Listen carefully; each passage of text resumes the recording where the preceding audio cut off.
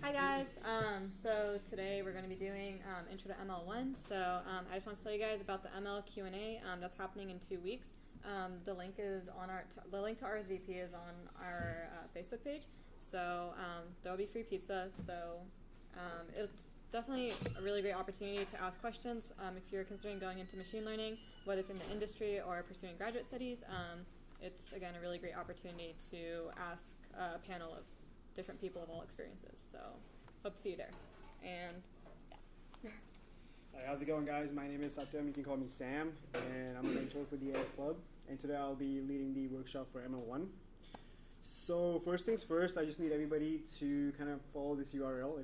Put this in your computer and download the 2 data files, the 2 CSV files that kind of on here, because you're going to be needing those for you to write any code or kind of apply machine learning to. So if you haven't done that already, please go ahead and download these to your computer, and just make sure you remember where they are, like whenever the destination, just make sure you have that in mind, whatever folder you have it in. So is there anybody who hasn't done that? Because it's been up for a while. So I mean, I'll move on once everybody who's here has already downloaded the files. So is there anybody who hasn't downloaded the files yet, still needs set up? All right, so the next thing I want you guys to do, also, so the thing about, I'm going to need you guys to kind of use Google Chrome for this, Google Collab. And the problem with this is we tried this with Safari last time and it didn't work that well. Whatever, right? Google Chrome. So I just need you to open a tab in Google Chrome. If you don't have it, please download it. And what I need you to do is just go to Google and search for Google Collab, which will bring you to, we'll be using the Google Collab notebook. So just go ahead and type in Google Collab. And it should bring you to a page like this.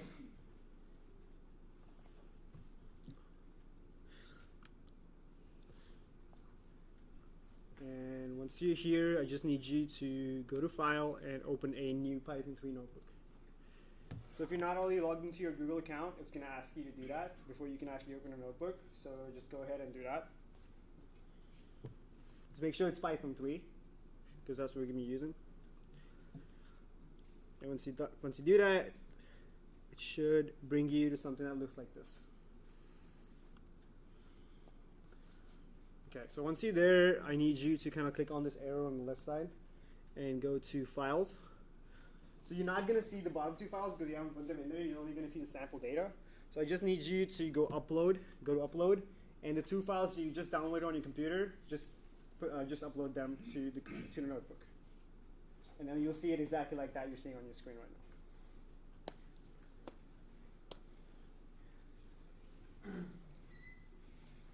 now. Right.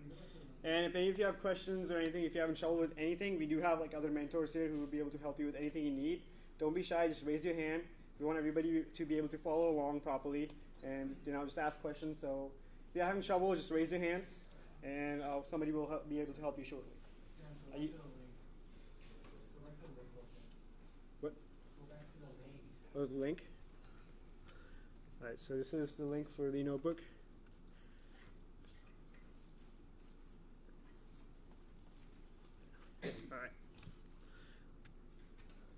All right, so I'm assuming everybody has those files in your notebook. Is there anybody who doesn't have it? Okay, Jason, could you help me with the files?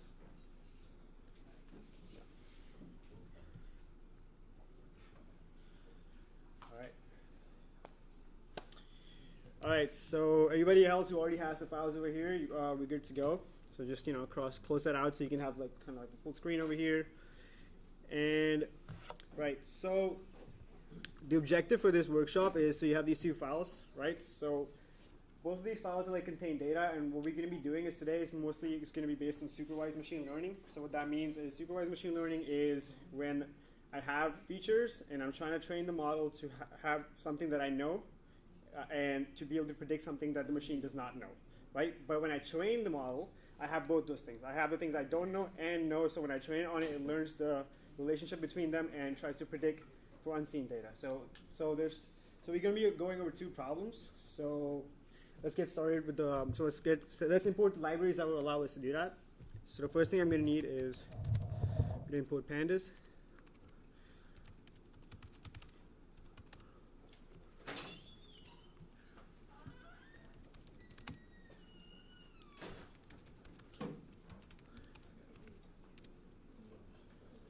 So can everybody see that? Do you want me to zoom in on here? Like, okay, right. Is that good?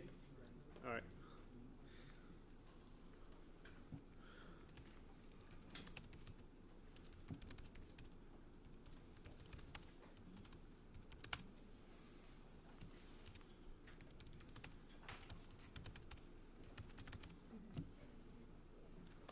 So just run this cell, and you should have all these libraries on your notebook once you do that.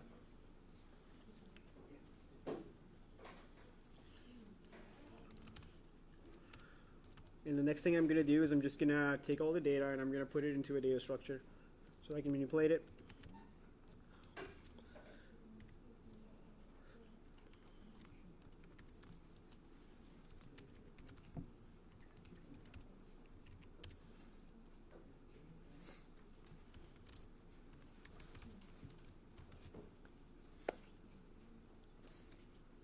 Once you do that, just run it.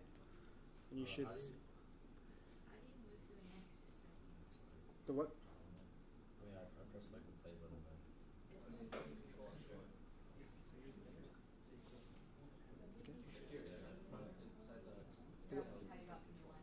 The new line? Oh, so what you just do is hold shift and press enter. Once you get to, once you write in a cell, just hold shift and press enter. That should get you to the next line. You can also run it over here. I mean, that's kind of annoying. You can kind of like right click and run it every time, but you can also use this button over here to run the cell when you've done it, but just use shift or enter. All right.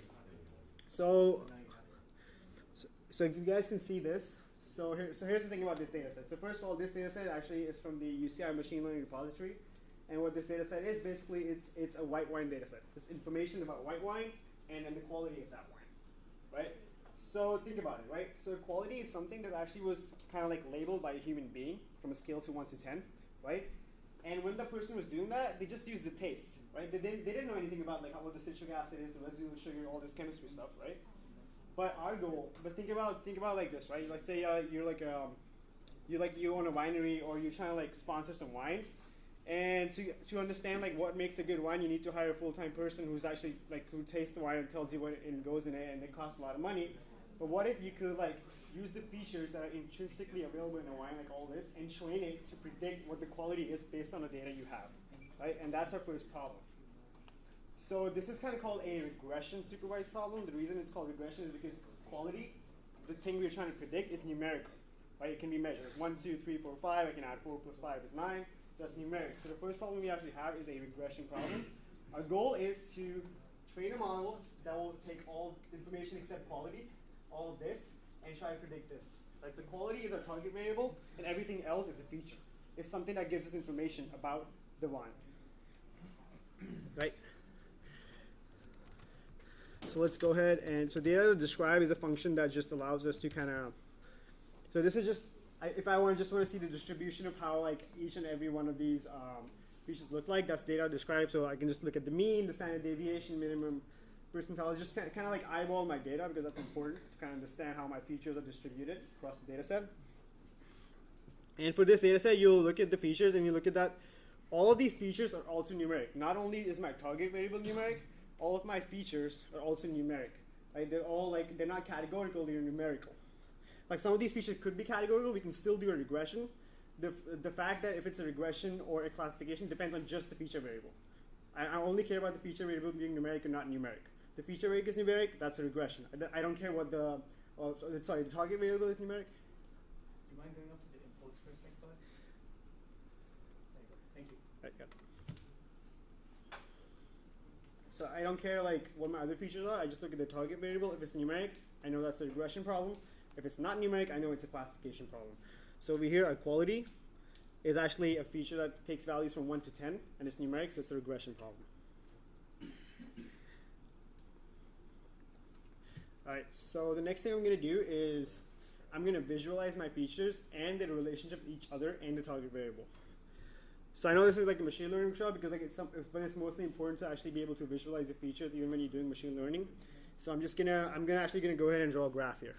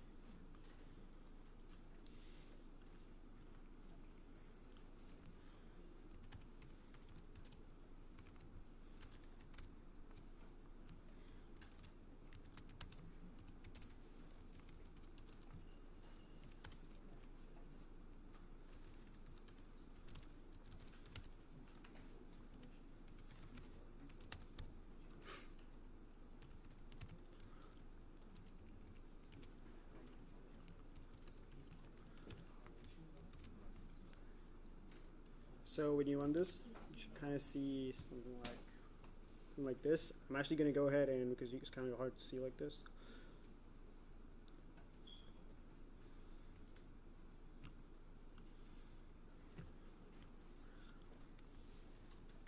Just go to, actually you don't need to do that, you can just look at it on the board, that's fine.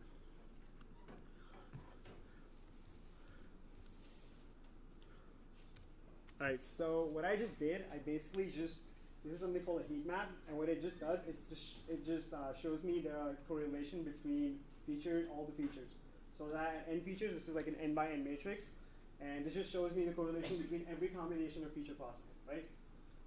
So the point of this is because like I'm interested in quality. That is my target variable. So I kind of want to look at like what features are correlated highly with quality, because those will be the important features which will help me determine what the quality is when I actually build a model on it, right? So this is just the Pearson correlation coefficient, and so the higher it is, the better it is. So like let's say I'm looking at negative 0.31. This is like my highest correlation coefficient over here, and that's from density. That means density is highly correlated with my target feature, so it's most likely going to be a very important thing to determine what the quality of my wine is. Right? That's just something you can look at. And the reason you look at it usually is if you're interested in independent. So what you do is you actually, so this one thing is like looking at how every other feature is correlated with my target variable, which is good. But if there's some other features that are correlated with each other, not the target variable, that's bad, right? Not for your prediction, your overall prediction power will remain the same. But if you're trying to determine like just what feature contributes most highly to my prediction, then having like two correlated features is bad. But like I'm not going to go into that, but this is just kind of like a good visual aid to see what features are correlated with each other and yeah. Okay. Okay. Is this workshop for like people who are already aware of the stuff before? Because yeah. So so only thing you really need is just like, I guess, pandas like is it like the so the library that we actually using to manipulate all the data. That's the only thing we covered, and that's the only thing you actually need. okay. So could you like just elaborate on what target variables and features are? Okay, so yeah, I guess I can visualize. So okay, so my features is the so let's say I have a y variable that's my target, something that I'm trying to predict, right? And the information that I'm going to use to predict it, those are called features. Okay. So we have one target, and we can have as many features as possible. So in this data set, like so everything over here, all the way over here to all the way over here, that's a feature. Okay. This is the information I'm going to use to predict this part, the quality of the wine. So everything up here is feature, and that's my target variable. Okay. And because my target variable is numeric, it's called a regression problem. That's it. Can you briefly describe the Seaborn library? The Seaborn library. So that's just the visualization library. It does nothing, but it helps you with graphs like this in 1 or 2 lines of code. That's it. It's built on top of like a more primitive library called matplotlib. Okay. But that's it. You can look at the documentation. What it does is it allows you like we wrote like 4 lines of code, and we get all that. Right. So that's really cool. All right. So after I looked at like how my features are kind of related to each other, I'm just gonna zoom in again.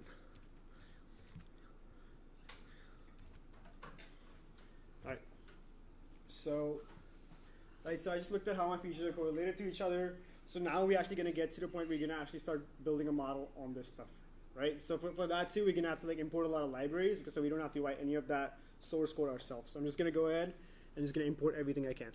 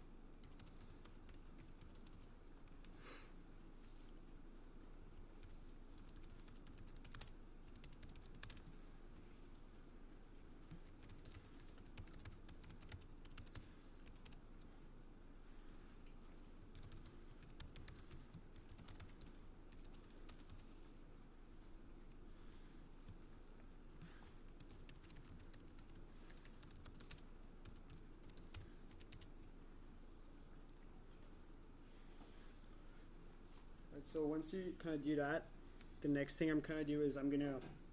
So right, so because like I said, everything else is a feature, and we only have one target. So I'm just gonna separate those right now and store them in different variables.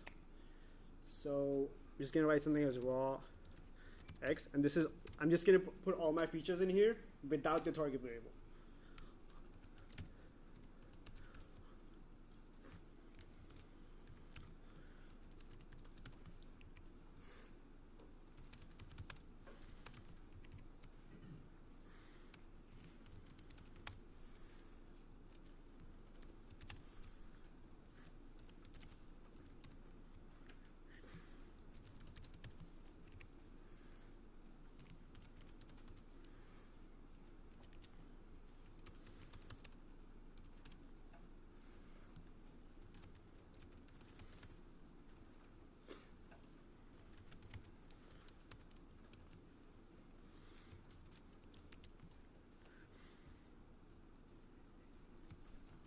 So another thing I'm going to do is usually when you're doing any kind of machine learning, and what you see over here, all the way over here, this is basically raw data, right? And a lot of times, just using raw data, like without actually doing any kind of pre-processing on it, it doesn't really get good results. So you usually have to do kind of like some kind of pre-processing over here. So I'm just going to show you how to do one type of this. So if you look at over here, you're going to see that like all these features, they have like very different scales, right?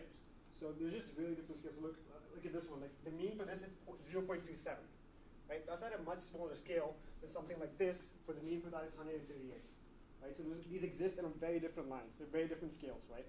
So sometimes what that does is it kind of confuses the model and doesn't help us get a good prediction.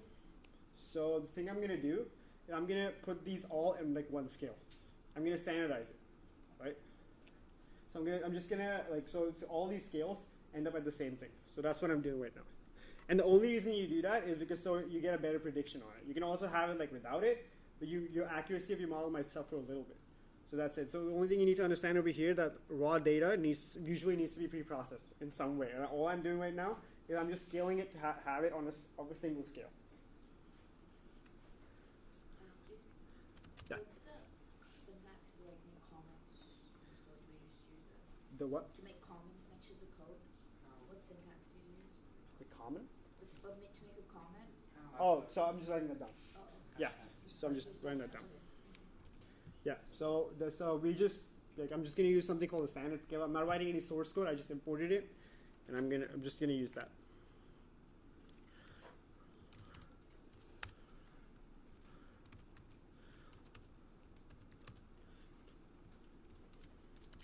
So all I'm doing over here is I'm just calling like fit transform function on my x values. That's all I'm doing. I'm just gonna put in my values over here.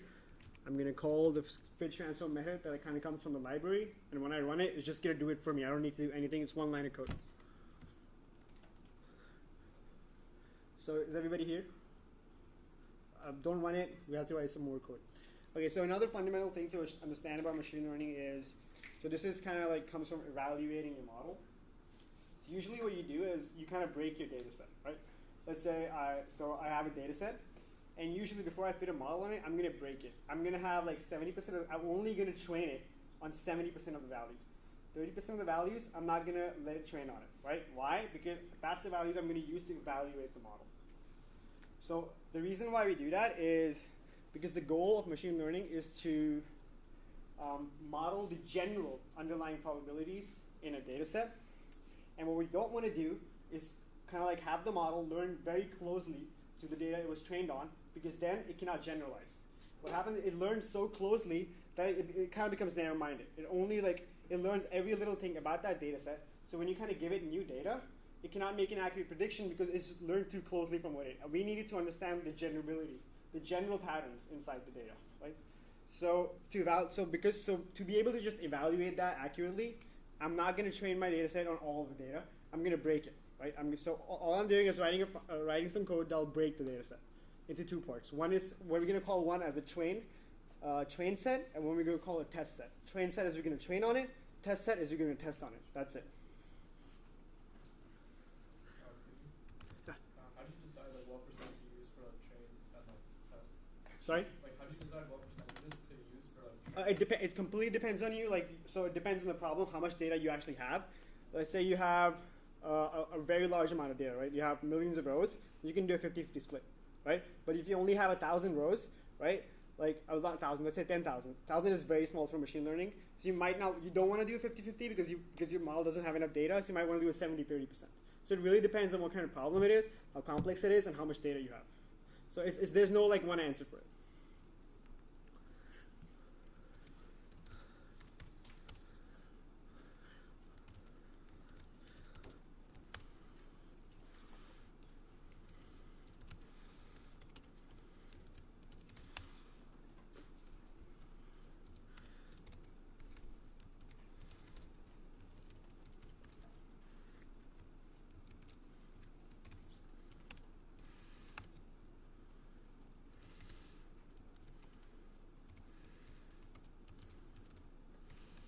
So over here, I'm actually using only 20% of my data as the test because I'm specifying 0.2 test size. So I was only going to use 20% of the data as the test set.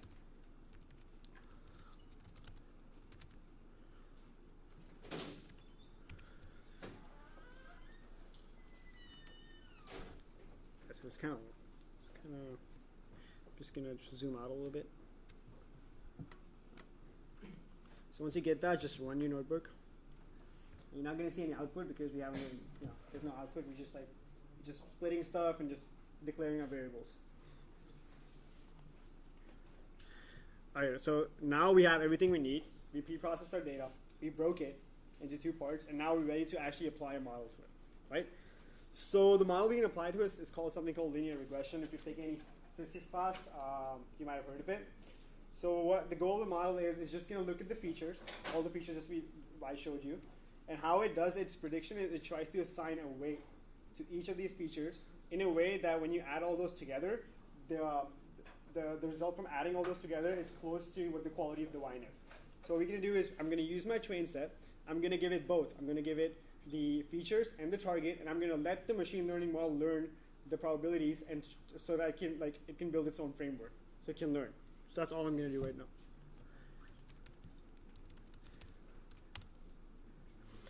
So if you guys want to go home and kind of look how this the math behind it, or just it's just called linear regression. It's very common.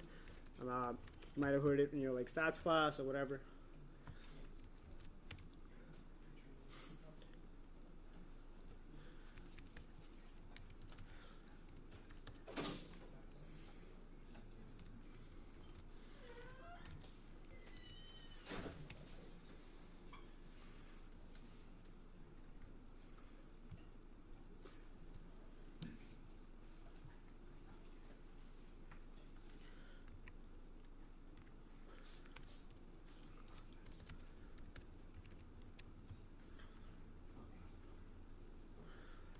So when I execute this is just going to train the model. And then once the model has been trained, I'm going to use it to make prediction on the test set, right? So what I'm going to do over here, when I call this, right, that means I'll have something to be able to predict this so my linreg, the variable, will actually become a model. Right now, it's nothing, it's a skeleton. Once I call the fit thing, it's going to actually become a model, and I can use that to make predictions. So how am I going to test my model? So when I call predict, right? So remember our test set? I'm only going to give it the features of the test set, and I'm going to see what it says about the target. And then I'm going to compare what the actual target is and what my model said, and that's my accuracy, right? So that's what I'm going to do. So I'm going to make a prediction.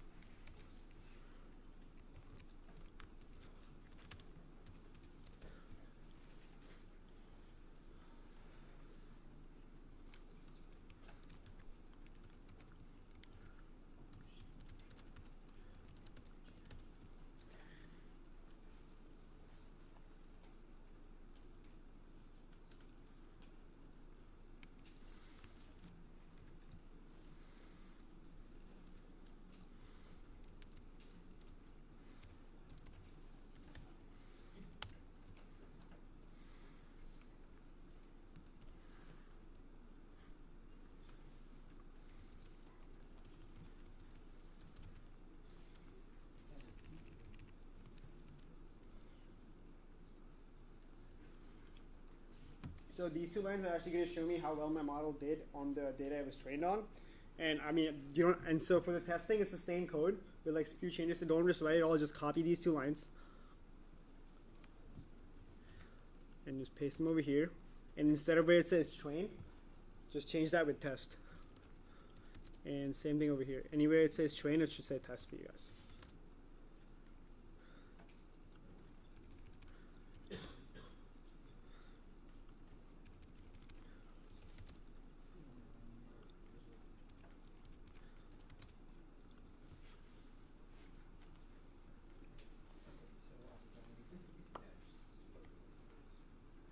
So once you get this, right? So this is what's going to happen. In this cell, we're going to train a model, right? And we're going to compute its accuracy on the data it was trained on, and on the accuracy on the data it hasn't seen at all, right? That's its true test. And so you should get something like this. So if you take a look at this, your train accuracy is like slightly higher than your test accuracy, and that is how it's supposed to be. Your model will do better on the data set it was trained on, and not so good on the data set it was like tested on. A little less, and that is how it's supposed to be. That's how it's supposed to like be. That's how you know that like you did a good job is when you get that answer. And the closer they are, let's say like right now the test is less than trained, but you see they're very, very close, right? They're not that big of a difference. The closer the difference is, the better your model actually understood like what was happening in the data set. So I can give you an instance of so when evaluating your model, so there's something called overfitting and underfitting, right? So these are two problems that you typically look for after you train the model and you evaluated it, right? So what that means is there are times when your model is going to do really, really well on your training set, right? The accuracy will be like insane, it will be amazing, right? But when you actually try it on unseen data, it's going to completely screw up. Right, that's a scenario where it's called overfitting.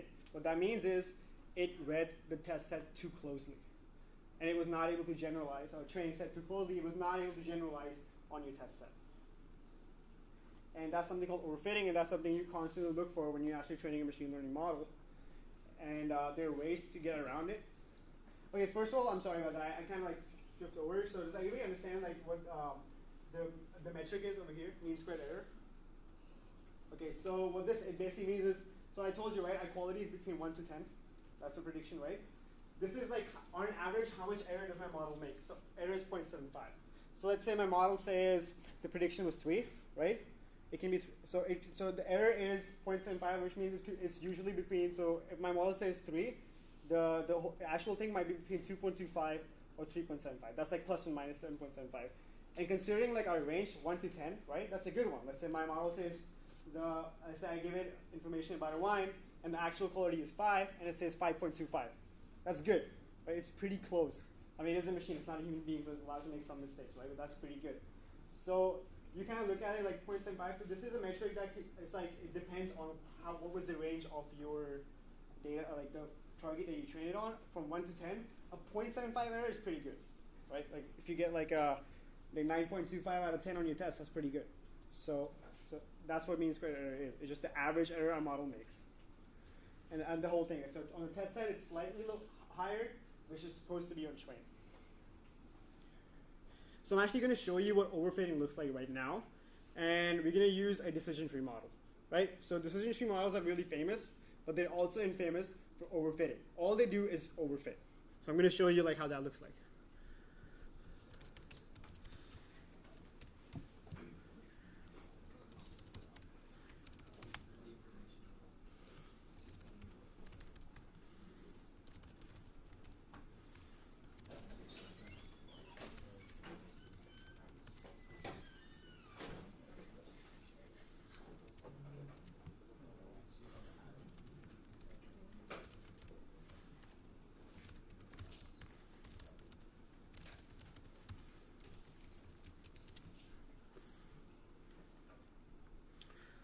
Alright, so for this two, I'm just going to ask you guys to just copy this cell instead of writing everything, and we're just going to change the values, because we don't want to like spend too much time on this.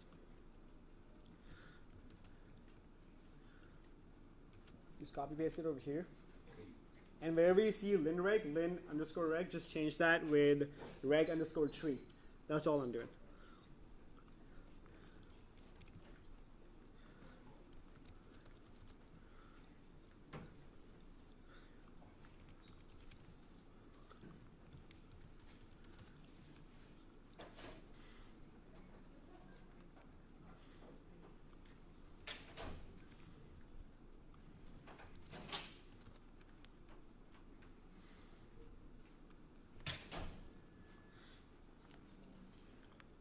Right, so once I do that, I'm just going to run it.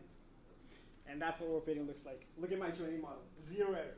In the entire data set, it didn't make 1 error. It was just amazing, right? Like, it can always tell what's a good wine and what's not a good wine. But when you look at the test set, right, the error is higher than the test set over here. This is what overfitting looks like. This is not a good model, right? That's why you have 2 data sets, because you might have a situation like this. You have a data set you broke and you train it on, and you get 0 error. Best model ever. No errors whatsoever, right? Test set, not so much. Right? It makes almost like a 1 error, right? So this is what overfitting looks like. So that's why decision trees are usually not used by themselves. They're usually used like in an ensemble. What that means is I would usually not use 1 decision tree. I would use 100, and I would aggregate their predictions. Right? But we're going to actually, so that's an ensemble method. So we actually have that for the next workshop. So I'm just going to, so that's called an ensemble, and we actually have those advanced techniques in the next workshop. So this was a regression problem. Now we're going to move on to a classification problem in a different data set. Right? So classification problem. What that means is for this one, I was trying to predict a numerical value. For the next one, I'm not going to predict a numerical value. I'm going to predict something like yes, no. Right? That's called a classification. That's not numeric. So I'm going to do that. So for that, also, you're going to need you need to like kind of get in a new data set. All right, so for the second data set that you kind of uploaded, we're going to use that.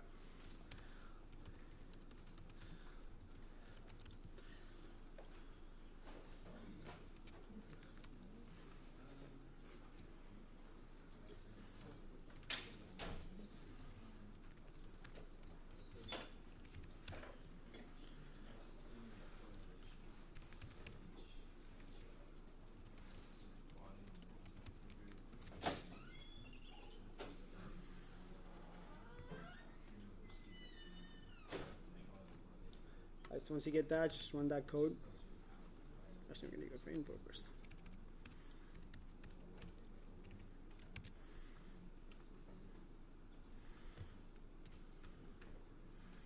All right, so let me tell you a little bit about this data set. This data set contains information about customers, right? So this data set is from a telecom company, and this is everything that the telecom company knows about each one of those customers. So every value in this data set is 1 customer.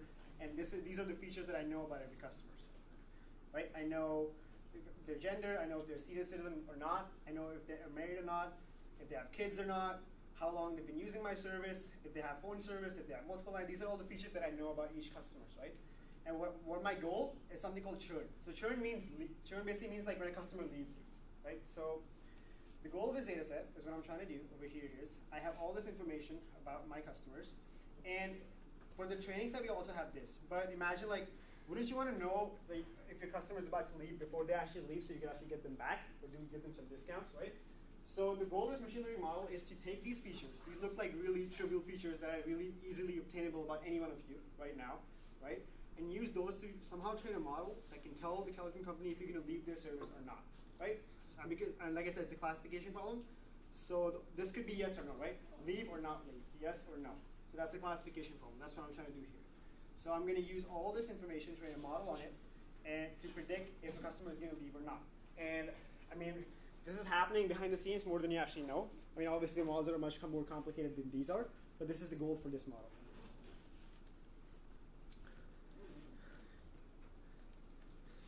All right, so let's take a look at the first few rows.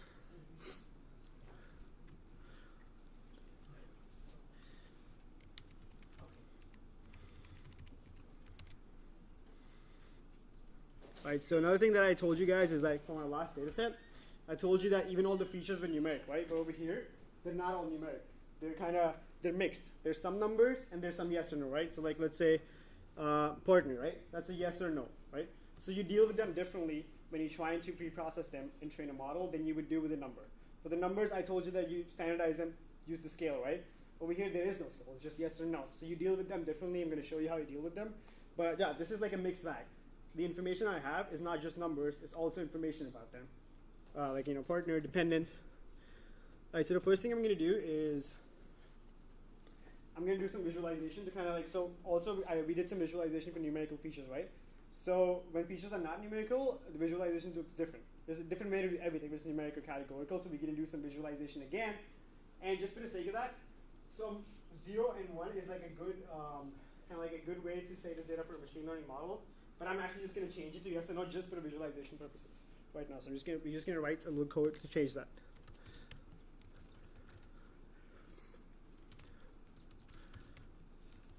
The telecom data head, is that the code that comes right after the heat graph? Sorry, what? Did you get the? I'm really close, but Oh, it's okay. Did you get the data? Okay, just no. yeah. Oh, you also have to upload it. Were you manage to like upload the data to your Google Notebook? I didn't upload it. Can I be one of the mentors? Can I look? Okay. Yeah, he'll get you up to speed.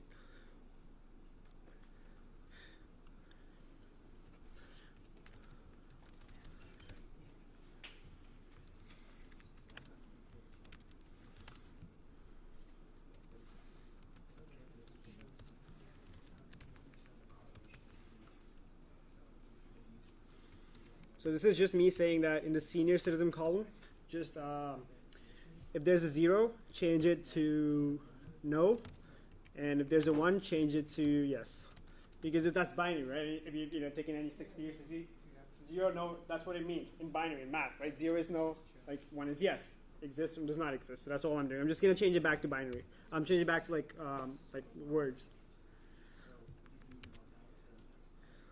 That's all I did, and okay. Alright, so this is kind of like a fleshy function. I don't want you guys to stuck on like what's happening behind the scene unless, because if you haven't used pandas a lot, it will seem very confusing, but that's not the point. Just write the function with me. I want to show you the visualization and why that's important. What's up? If there's like 30 columns that you need to do that, how can you do it like faster? The what? If there is like 30 columns that you need to change it from integer to string. Oh, so yeah, so I'm going to get to that, right? Right now I just need one column. So I would recommend you can do this. You can write the name of every column and keep extending that comma and do that again, but that's not something you should do, right? But for now, I just need to change one column, right? Because everything else right now is yes or no, right? Look at that, yes or no, except tenure. That just means that's months. That should be it, right? But I have one column, senior citizen. That's actually not a numeric. That's yes or no. But yes over here is 1 and no is 0. But that is still not a numeric column. You understand what I'm saying, right? So for visualization purpose, I'm just changing it for now. But I'm going to need to change it back when I'm using machine learning because a machine is not going to understand anything that's not numbers, right? So that's all I'm doing right now. And to be able to change all of those at once, there is a function. You don't need to write all this code. So, okay, so for right now, just like write the function with me. Don't think about like how it works, what's happening, because I just want to show you the visualization. You can look at these, the documentation from pandas and kind of figure this out pretty easily.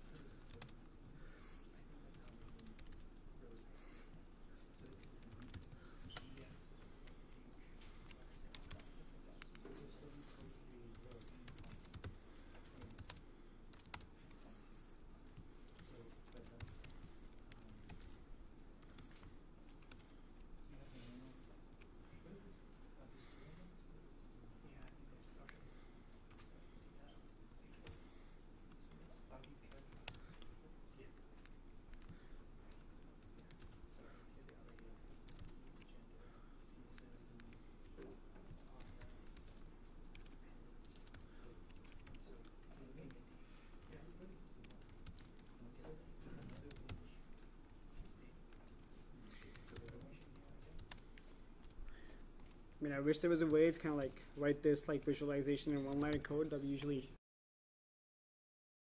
have done it, but there's like no way to do that. So I'm just gonna, write this function.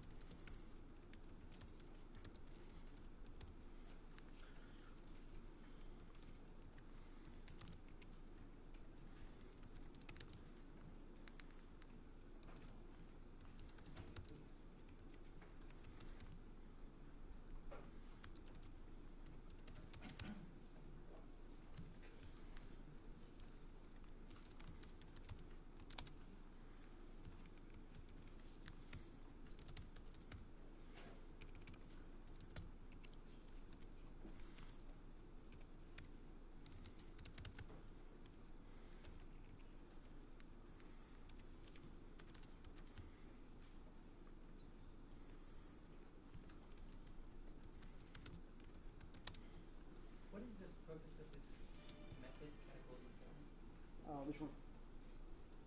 Please. Okay, so that's what I'm saying. Don't focus on this because like I don't want to waste time on this. This is something I can just look at the documentation and figure out very easily. Like my goal is to just like show you a good visualization right now, right? Just kind of understand it. Like don't focus too much on this. You can just look at the documentation. I'm just grouping stuff right now. That's all I'm doing. Basically, my goal over here is I just want to see. So I can kind of show you guys. Let's say I have the gender column, right? I'm trying to write a visualization that will show me, like let's say, who shows more? Is it men or is it women? Right? So I'm just gonna look at that. I'm writing a code so like so I can see those proportions, right? I'll be able to compare them. I'll be able to see like, do more men leave this this telecom company or do more women leave this company? That's all I'm doing, and I'm gonna do that for every one of these, right? I'm just writing a loop right now. I'm gonna write a function. I'm using a loop so I can get all of these in one. That's all I'm doing right now.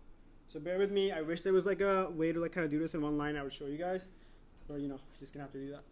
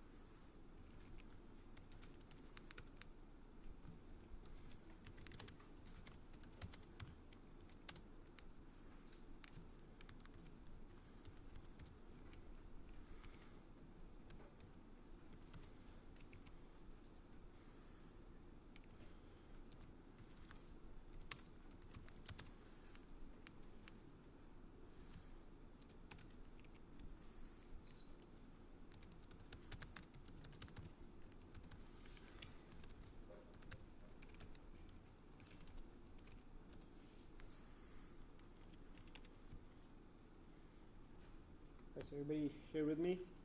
I'm still gonna stay in the same cell. Total count, yeah, you misspelled segmented. Which one? Segmented. Sorry, I didn't get. Oh, total count DF on that line. Segmented. Total count here. Do you want me to explain it? You misspelled Oh. it. It's not gonna work. Just a spelling error. Instead of segmented count, edited. Segmented. So total count, I'm sorry, I can't. You have a spelling error. Oh, I have a spelling error. Which line? Total count, down. Yeah, Yeah, you're pointing at it. yeah. You're pointing at it. Oh, okay. My bad. These methods, which library are these methods taken? The line below that. Underneath the one right below it. Okay. Is it good now? No. Line below that. Oh my God, sorry about that. I'm flustered right now. I'm sorry. This is just a really long function. I'm constantly thinking about I'm gonna mess this up somehow, and I did. So, all right. Wait, did I? Oh my God. I'm just doing this on purpose. It's a little comic relief. So I'm gonna just saying. All right, are we good now? Everything cool? All right. Thank you guys. Thank you so much. What library is method statement? Is this from Pandas? Yeah, this is just pandas. This is all pandas. So what is the whole purpose of this method? To visualize like what I'm going to show you guys right now. Like it's just I'm making I'm grouping data sets right now in a way so I can't just like it would be too easy, right? If I just look at this and I was able to do that somehow. All I'm doing is I'm going in every column and I'm counting the yeses, counting the no's, right? And I'm saying what proportion are yeses, what proportion are the no's by what value exists in the column. So again, it's complicated, and again, there's a lot of documentation that exists for it. Like the point of this is to kind of show you the visualization.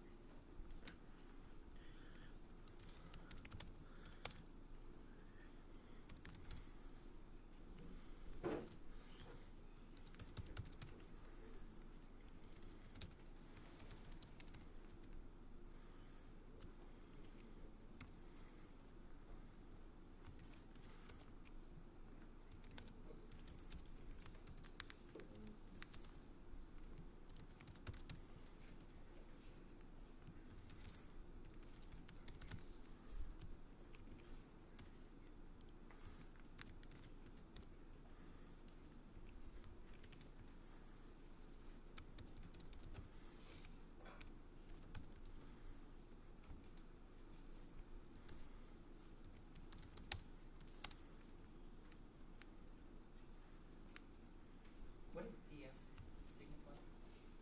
DS. DF. DF. This just this data frames. I mean, all these like anything with DF is just a variable that I've already declared or is there. So it's like something that we already declared in the code.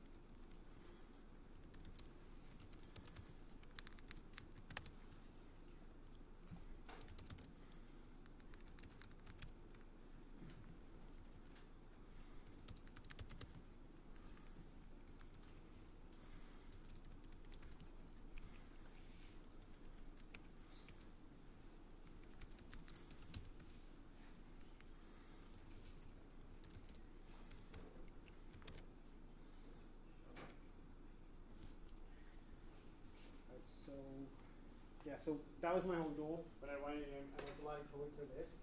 So I did. So look at this. Now like for gender, I have how many female shirt, how many men shirt, and I have the percentage, right? So if I was looking at this right now, right? If I was looking at this right now, I'll look at it and be like, okay, look at that.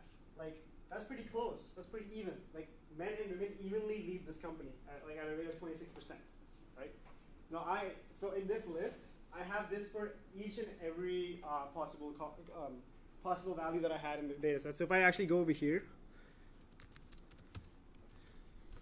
and let's say, right? So I also get this. So I mean, so what I did was when I looped over, I actually made a list, and I put every feature like this into that list. So I'm just indexing right now, right? I just randomly selected a third one. So over here, look at that. So now I just did this. I can see this in front of my eyes. So like if I was thinking about like how to like what kind of like demographic to target on, like kind of think of, I'm gonna look at this and I'm gonna see that people that actually don't have children leave twice more than the people who actually have children over here. Like this is important information to anyone who's actually looking to do anything with this data. And I've done this for like every column and put that into a list. For every column over here, I can do that for like for all the features you see over here. I broke.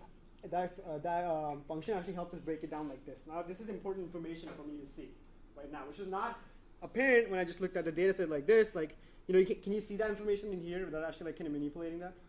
Right? You can't. So like in that list, like I have all of these. So like if I want to pull out another one, just like with just indexing, I can do that too. Right? So this is for a creature called multiple lines. This is information about does the person have multiple lines on their account or not? And this is an open service because it's helping company mostly internet and other stuff. So see, this is kind of even, right? it doesn't matter if you have multiple lines or not. You're kind of like leaving at the same rate altogether, right? Just what's up? Can you spell like a person? Yeah.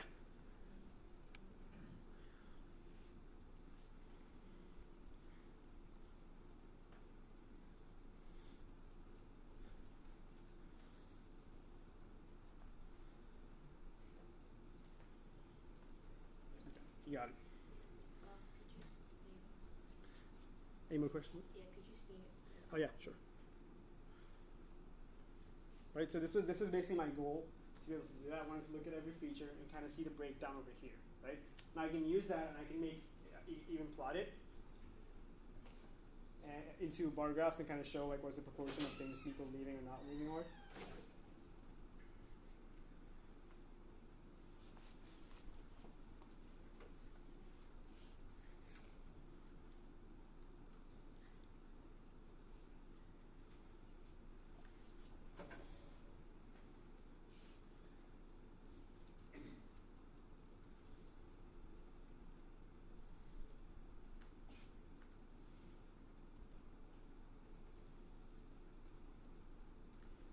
Is it okay? Good?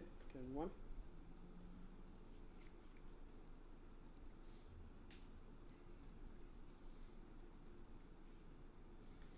So like I can put this in a bar graph and I can do more visualizations, but like in the essence of time, because we kind of got to get to the machine learning part of this, I'm going to put all the other code that's related just to the visualization on GitHub. Right? So you guys can kind of like copy paste it instead of kind of like writing it down over here.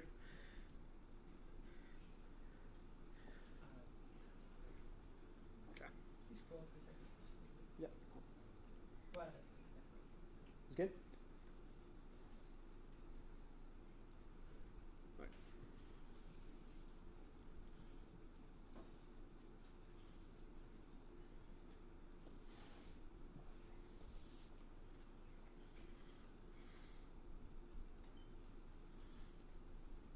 Right. So we're gonna get to the model part of this.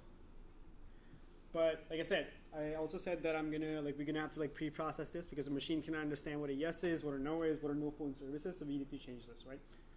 So there's two ways to do this, and depending on how many like values each feature has. So so if you look at dependence, it has only two values. So there's a separate method that exists for me to convert that to numbers, and this has more than two values, right? So there's a separate method that exists to kind of change that to numbers. So if there's two, if there's yes or no values, I can just change one of them to the 0 and one of them to 1, and that's it. I'm done. I got binary encoding, right? Yes, no, 0, 1, or high, low could be anything, right? But when there's 3, it gets a little more complicated to kind of like change that to numbers. But I'm just gonna go ahead and so I'm gonna look at all the columns that are binary, like for example, dependence, male, female. Like you can give 0 to 1 and 1 to 1. And I'm going to change that to 0 and 1. And then I'm going to move on to the columns that have more than two values, right? All right, so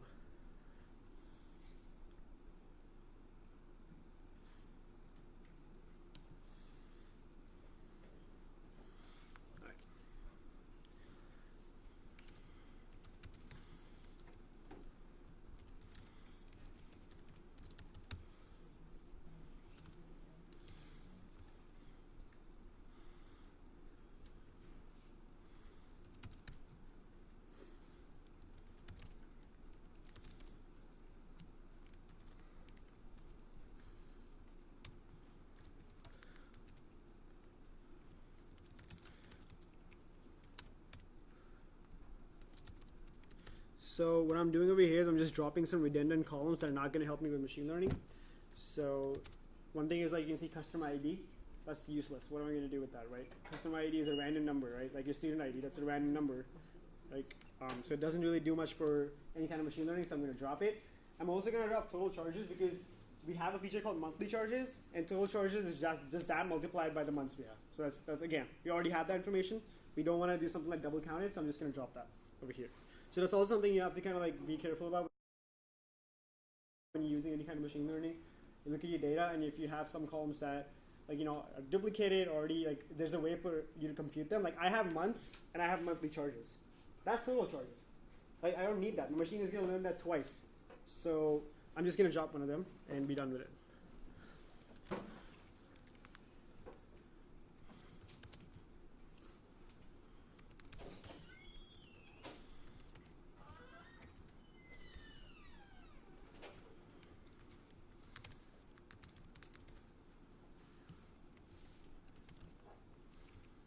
So I'm just writing a function that will just like change every, like I said, every binary thing to 0 and 1. That's all I'm doing right now.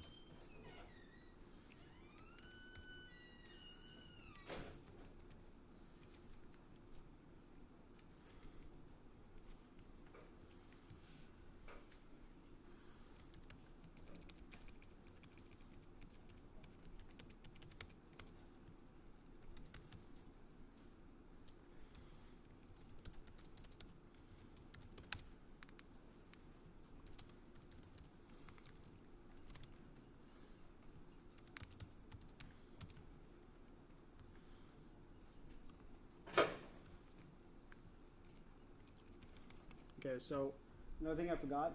So I'm just going to run this right now. The only reason I ran it is because now, like, if I just, let's say, like, instead of writing telecom data filtered every time because we want to use that variable, if I just write TEL and press tab, it's just going to give me an option there I can choose from. I completely forgot about that. I could have done that instead of writing it again and again. So I'm just going to do that.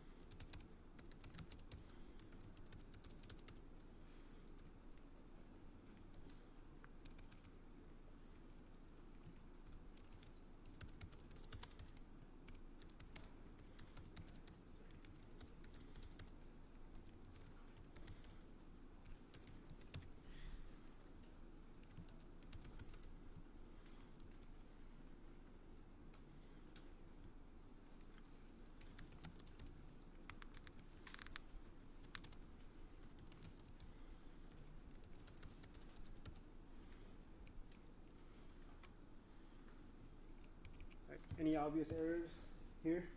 You guys can't you can see. It's all good. I'm gonna run it, see what happens. All right. Let's see.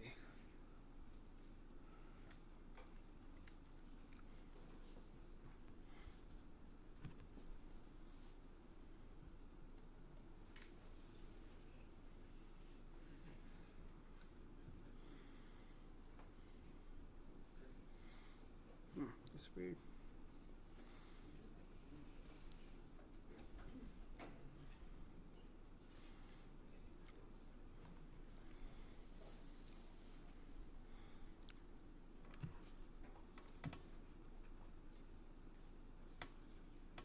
That's weird.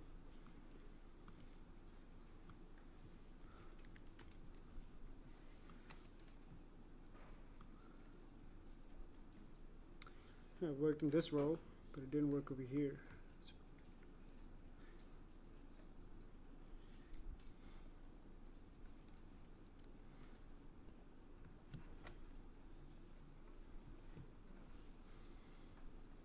Oh, in the second line, the last one, in binary features list, it's plural. The last one? Yeah. Not one of like features. Yeah. It's without an S. It's what? Without an S. Without the S? Oh, right. Is it? Up. Oh, up. There. In binary features. No. Down. Over here? There. Yeah. To the left. So you're saying it's without the... The S in features. Wait, it's fine. I mean, it's with the nest. It's like it's indented. No, it's something wrong over here because like, it's kind of like... I'm not sure because like the first line is the same as the second one, like over here. But it doesn't give me an error over here. So I'm kind of like... taking a look what happened over here.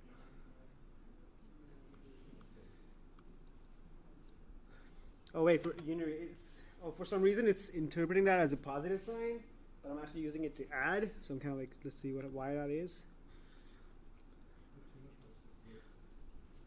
So yeah, it's kind of like looking at that as that unary basically means that it's looking at that as a positive sign, but I actually need the addition sign. So I'm not sure why that is happening. The what? Oh, I see. Oh, the space between that. The blank line between them. That white space. The white space? Oh, I'm not sure. I mean, because I used like the. Oh, it skips one line. Oh, wait, let me see that. So you think this would work? This would work. That's weird. All right.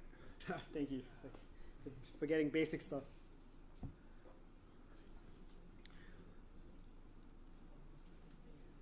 All right. So what we did over here.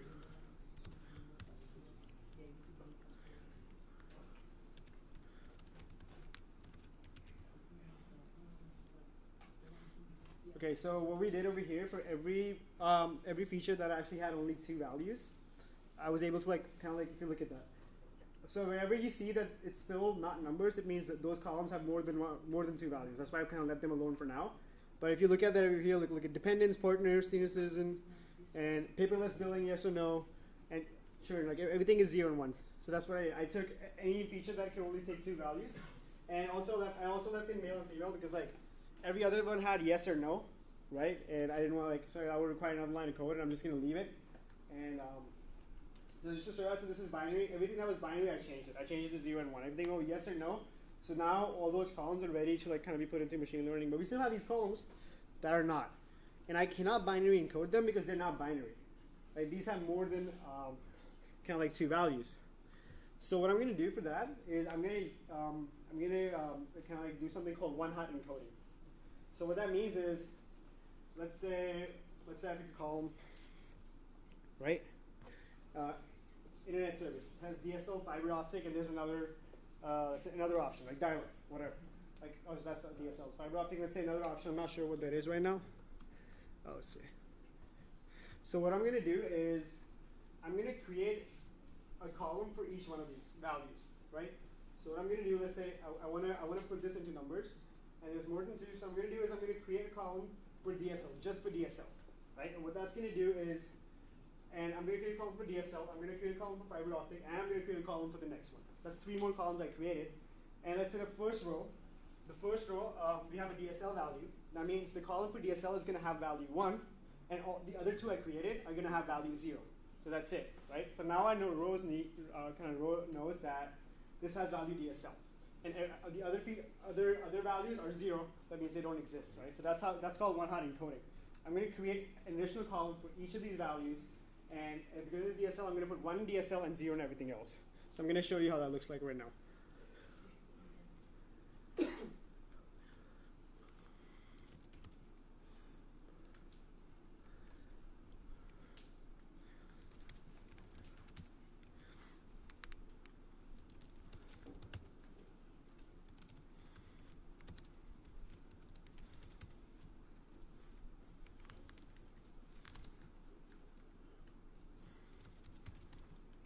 So the good thing is that we don't have to write a function for that. There's already a function that exists for pandas.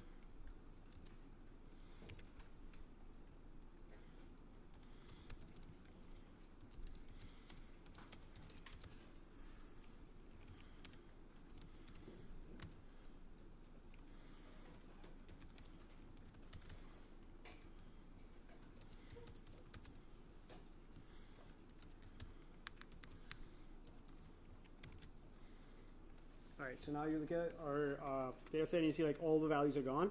It's only 0 and 1. And I also have 30 columns because like for every column I created 3 or 4, more than 2. Right, so let's look at this. All right, so here's 3 columns, right? Yeah. So we had a feature called streaming TV. It could take values yes, no, and another value, like because you also drop one value when you do that. Right, so it had 3 values. So streaming CV, both of these has 0, right? What does that mean? That means whatever the third one was, that was the value. That was 1, right? And the reason you also drop one after, like, you drop one value after doing the rest is because you don't want double counting. Because right now, I'm trying to put this into a machine learning model. It's going to look at it, and it's going to be like, okay, just from knowing that these 3 values are 0, it's automatically going to know the third one must be yes, right? It's going to know that. But if I also put it one more time, it's going to count it again. So that's why it's also one reason you kind of like drop the last one. Right? Let's say a column has 3 values, you make 3 separate columns, but you drop the last one. Because the first 2 are 0, that automatically means the next one will be yes, right? That's how it works. So again, this is one thing that kind of like is math related. It's like you don't want the machine to double count. So Go back to the code for a second. the what? The code. Oh yeah, sure. Just, there you go. So this is like a drop list. As you can show, this is what I did. I can also like, if I don't put this, like if I don't specify this parameter, it will not drop it, and you're gonna end up with double counting.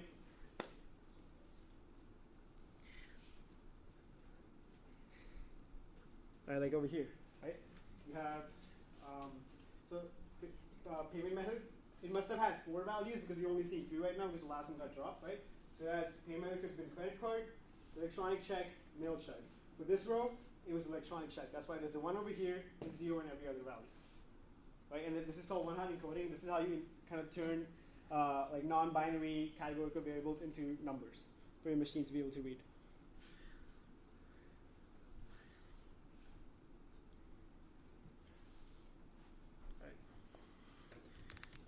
All right, so now what I'm going to do is I'm going to do the same thing. I'm going to import some of the machine learning like algorithms so for classification, so we can actually like build a classifier. We've done everything. Our data is now ready for like to put into a machine. We've like taken care of everything, and the next thing I'm going to do is I'm just going to put it into a model and see how it does, how good it is at predicting if a customer is going to leave or not, given all this information. Right, so each row is a customer, right? So the first row is one customer, and it's all this information about them. Right, what their monthly charges are, what their gender is, if they have tech support or not, what contract they have, and this is our target variable right here, churn. This is what I'm trying to predict, right? If they left or not. So the first customer did not leave. That's our target variable for this one.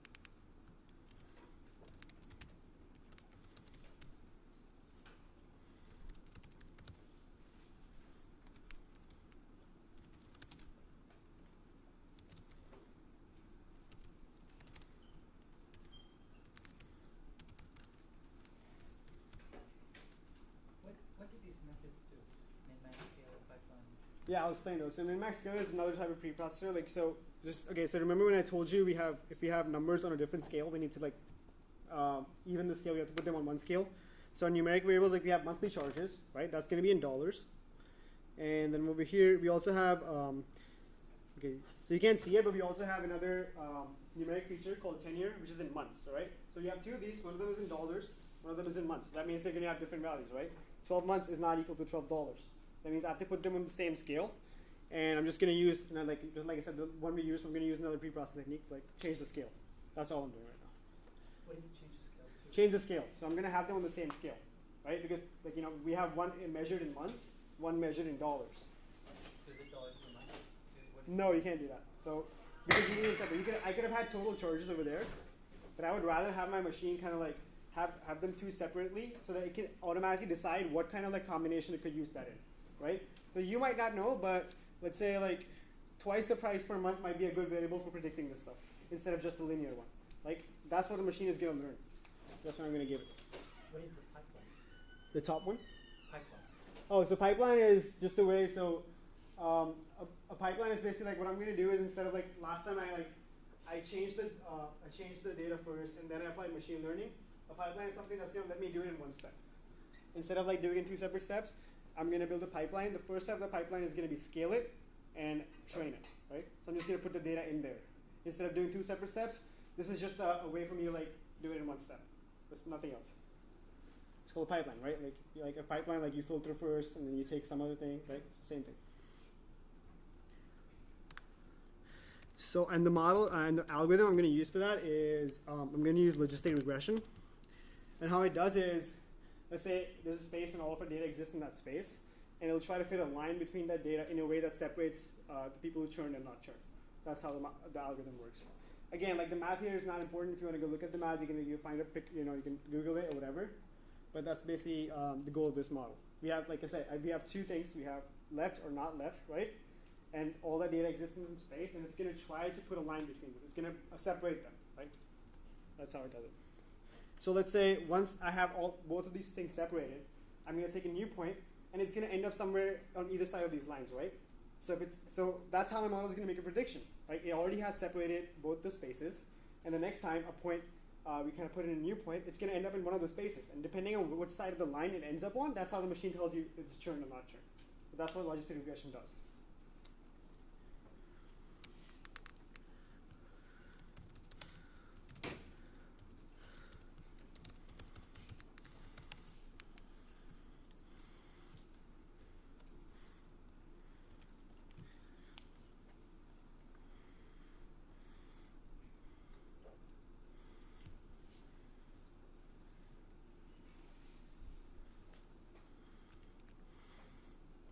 Alright, so this is what I need. I'm just going to run it so I can have these libraries.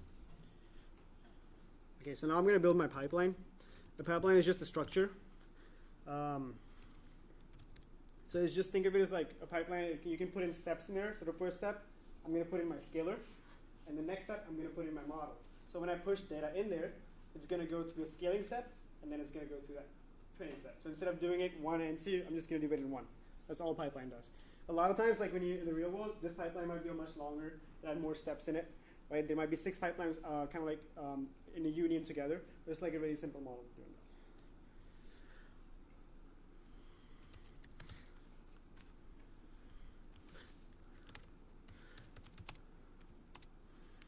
Okay, so we're going to specify the steps, and I can give each step a name. So the first thing I'm going to call a normalizer, because we are kind of like normalizing the scales. And I'm going to give it what we just imported.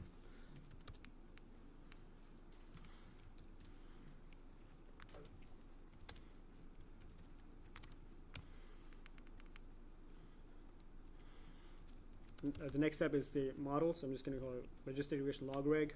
I'm going to give it the model.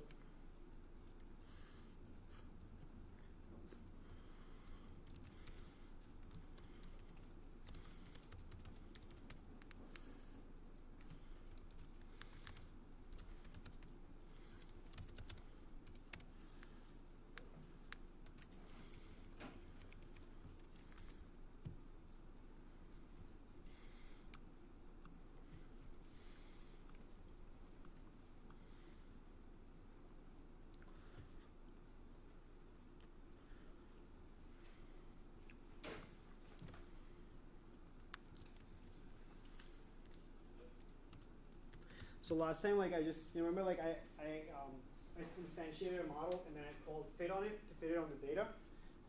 But this time I'm just going to call fit using the pipeline, because we're not directly using a model, we're putting it through a pipeline.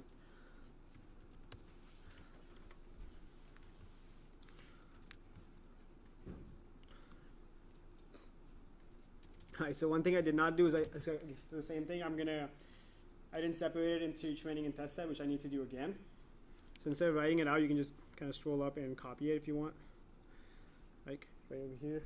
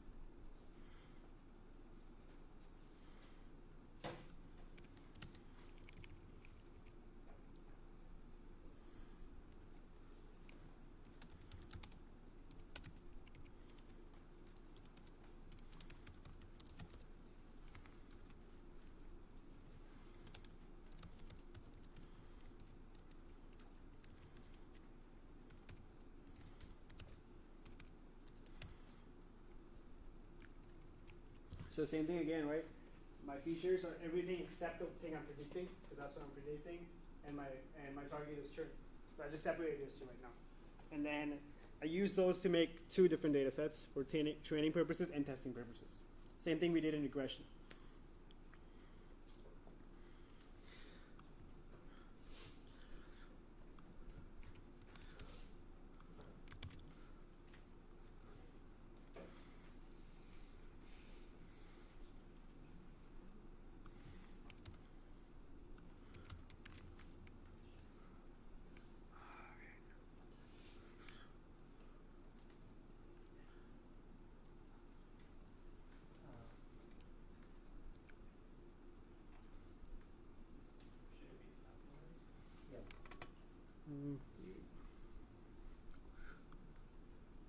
Is churn capitalized?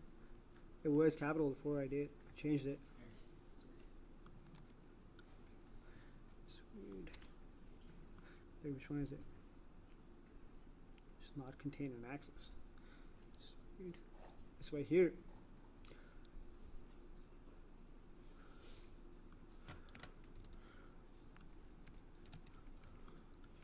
Let's try it again. It's not gonna work. Label churn not contain an axis. That's so weird. Wait. Oh, okay, I get it. Sorry.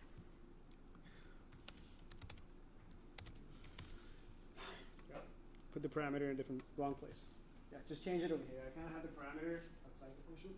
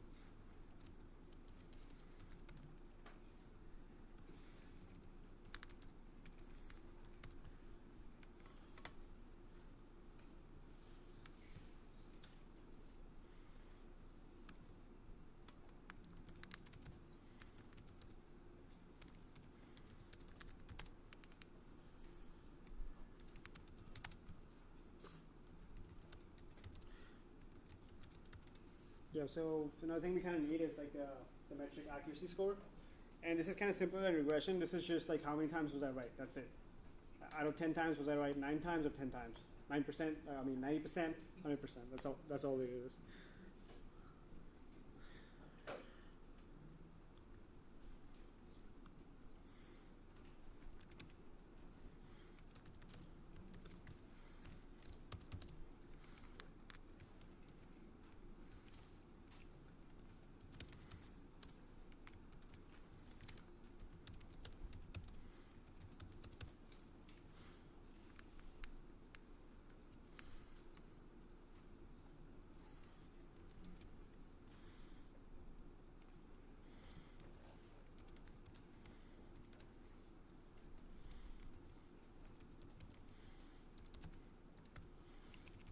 Alright, so again, I'm going to get my training accuracy first, and I'm going to have my testing accuracy.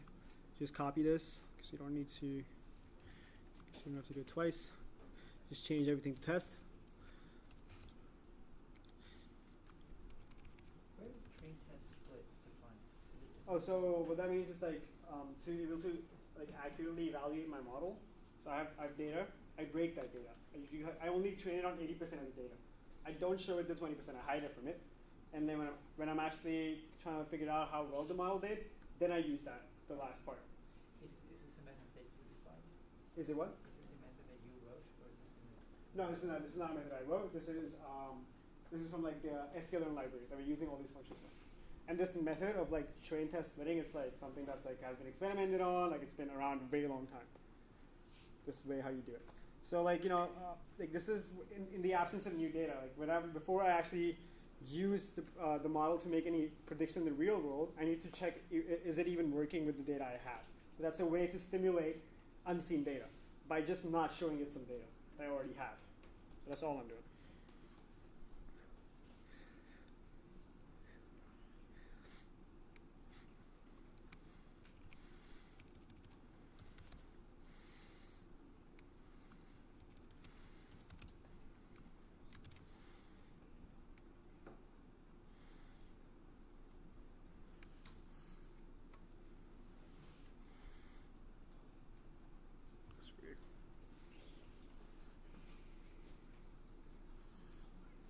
If train test split is from the sklearn Oh, I didn't run it again. Huh? library, Yeah, it's from the sklearn library.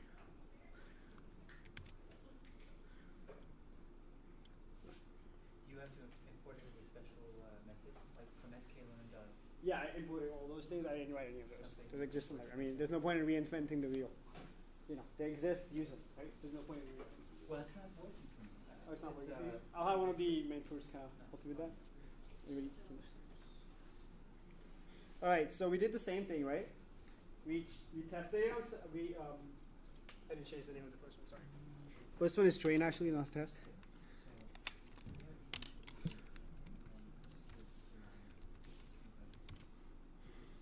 There you go. Right, so we trained it on some data, and on that data, it was right 80% of the time. Right? So if I ask it, if I give all this information that we put in there, like about the independence, and I ask it, is this person going to leave or not? On the data it was trained, it was right 80% of the time. 80% of the time, it was able to identify if a person is going to leave the company or not. Right?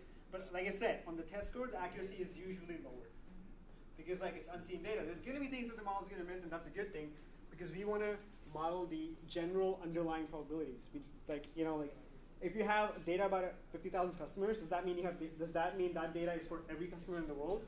No, right? So you want to like kind of have it like pick up general underlying structure of that data. So when you give it new data, it can make some predictions.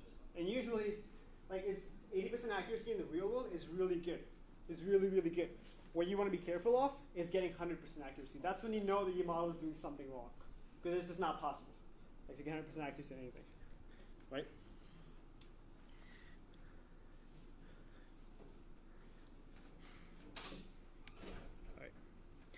So yeah, so we did two problems, and there are ways for me to be able to kind of nitpick this accuracy even more, to look at where this accuracy is coming from. And I mean, what I'm going to do is, so that's the premise for the next machine learning workshop. These kind of like algorithms I showed you, First of all, these are very basic algorithms, right? Something like a logistic regression that's so easy to do, like is not something that will usually be used in like on industrial strength, right? On industrial strength, you actually use ensemble limiters, like I talked about when we were talking about decision trees. Instead of one decision tree, an ensemble limiter is using a lot, like hundreds of decision trees, thousands of decision trees on my data. And there are ways, right? One decision tree is not good because it overfits, but industrial strength would be like using a lot of decision trees, and that's called an ensemble limiter. There's a bunch of ways to do that, and that's something I'm going to cover in the next workshop. Another thing is, so look, this accuracy is something called out-of-the-box accuracy. I did not tune my model at all. I gave it some data and said, okay, predict, right? But given this result, there are ways for me to kind of make this better or worse by changing, like kind of, you can think of them as walls. I can change them to kind of see, and there's no one answer for that. It depends on your data, and the only way to get through that is trial and error, right? And it's libraries for that exist too. So for the next workshop, what I'm going to do is I'm going to use these problems with some other problems, and I'm going to show you. First of all, I'm gonna move on to really like strong models, like really complicated models, and I'm going to show you how to like change those, turn those walls and get a better accuracy. Another thing I'm going to do is I'm going to kind of I might put this on the GitHub, or I might put it in the next workshop, depending on how much time we have next time. Is I'm going to show you how to like break down this accuracy and show you where it's coming from. Right now, so to leave you with something, my accuracy is right now 78%, right? But I don't know where the 78% is coming from. Maybe this 78%, majority of the times, it's coming from the people who are not leaving. Like my model is really, really good at predicting the people who are not leaving. But if you run a company, is that useful for you? All right, this person is not leaving. That's great. No, right? What's important for you? You're interested in the people who are leaving, right? So there's a chance that all you see is a superficial accuracy, and all this might be coming from because our model is really good at predicting who's not leaving, but it's trash, absolute trash at predicting who's leaving, right? So there are ways for you to actually open that up and see it, and that's also something that I'm going to cover because we're out of time, and I'm going to cover in the next workshop. Right, so I know I went over really fast, and there's a lot of concepts that kind of hard to pick, and it's like an hour and a half, and something like machine learning is kind of really hard, like you understand, like to compress that in an hour and a half. And my goal was to kind of show you like how a machine learning process kind of broken down. And if you're really interested in this, like obviously this 1.5 hours just been kind of like the introduction. You kind of like set foot in here, you understand pre-processing, you understand like what machine learning is, what kind of problems you see it. But if you really want to go deep into this, there's so many resources. Like you can like documentation that you kind of like refer to and kind of go deeper into what I just did. Right, because the next workshop I'm going to go even deeper, and I'm going to build even more complicated models than this. So hopefully, yeah. In the next workshop, are we going to see classify text with SVM, or? Well, I haven't decided what data sets I'm going to use right now. But there might be different data sets. Might be this data set. Might be this data set. I might increase the accuracy by using an ensemble limiter. So usually, like an ensemble limiter, right? Like I said, using a lot of trees will give you a better accuracy on this any day. Because that's what they use like to like actually like industrial certain like to predict stuff, like like Facebook would use that, right? Anybody heard of Kaggle? Right? So Kaggle, most of the Kaggle competitions are won by ensemble limiters, right? And those are complicated methods. Won by ensembles? Ensemble, yeah, ensemble. Are there specific combinations that will go together? Yeah, ensembles. I'm just curious, like you have deep neural networks for classified layers, for example. The what? You have bagging or randomization. Right, right. Well, again, in machine learning, there's no one answer. There's only trial and error, right? And the thing is, if you're not trying a lot of combinations, you're also losing out. You might think, oh man, neural networks, deep learning, best thing ever. I'm going to apply it to everything, and that's going to be the best accuracy. It's not It's best. obviously a hot topic. It can't be that random, though, can it? Random what? No, okay, so yes. The more you do it, you might be able to look at your data set, look at the distribution, and see, hey, this is a good point to start, but you have to do trial and error. So the thing I was telling you about turning the knobs, there's no formula for that. I'm going to turn the knob a lot of times in a lot of different places to see what I get out of it. And that's the way you do it. Are there certain problems that lend themselves to that methodology? Certain problems? Most data science processes start like this. You get the data, you look at it, you pre-process it so a machine can understand it, right? You put it into the model. That's where we are right now. right? But that's not where it ends, right? Now the next thing for me to do is look at where the accuracy comes from, turn some knobs, apply some more complicated machine learning models, evaluate that, and then I'm at the end, right? So we're only halfway through the process, right? So we use logistic regression Right. as data set, but if we wanted to, could we use other models? Sorry, just regression. What? We use logistic regression here, but if we wanted to use The more stronger model. random forests, Yeah, you can do that. neural networks. That's what I'm going to do next workshop. I'm going to do mostly tree-based models. So that's boosting bagging. What if just using the same data set, Right. we use other methods and we can try to That's also a sound. It's called. You can make a voting classifier. You can have 3 different models, right? So a voting classifier would be like, instead of one model, I have 3 different models, and I have them all predict this value, and I take the majority of that. Let's say if 2 models said that this person is going to leave, and 1 said it's not going to leave, then the majority is 2 models saying like they're going to leave, right? So I can also do that. That's also in sound. That's combining it. There's also something called stacking, which is what neural networks do. Voting is like, you can think of it as like kind of like, this is like a horizontal, right? I'm voting like this, and stacking would be like, you have the model and it makes a prediction, and then that prediction, the next model makes a prediction. That's what boosting does too. So all of this I'm gonna cover in like the next workshop. So I'm gonna go from here. I'm still getting a syntax error for that. Which one do you want to go to? The one before this. Over here? Yeah, it still says labels should not contain axes. It's giving you an error. Yeah, Can you wrap it on the main source? Kind of like. I did ask. Okay. I mean, yeah, I'm just gonna have one more, like, kind of see. I'm gonna leave this up on the board so you can refer to it. Alright. So, any more questions about this? And yeah, again, like, I know that this is a lot to process, but this is not like, this is where you start. And if you're interested in it, this is how the process looks like. And I kind of gave you the resources and the libraries, and there's a lot of like online content that you can see. Will it be posting this code? Yes, I will be posting this code in GitHub. I might be adding some stuff to it and annotating it. So again, like, yeah, we kind of went over like an hour and a half. It's supposed to be less than that, right? Again, and I might put some stuff already, like new stuff in here, so you can already do that when you come for the next one. So like, it doesn't take that long, right? It doesn't take so much, right? So I hope you guys were able to get something out of it. I hope you guys it was not too boring. But thank you all for coming. I really appreciate it. Thank you. If you have any questions, I'll be right here.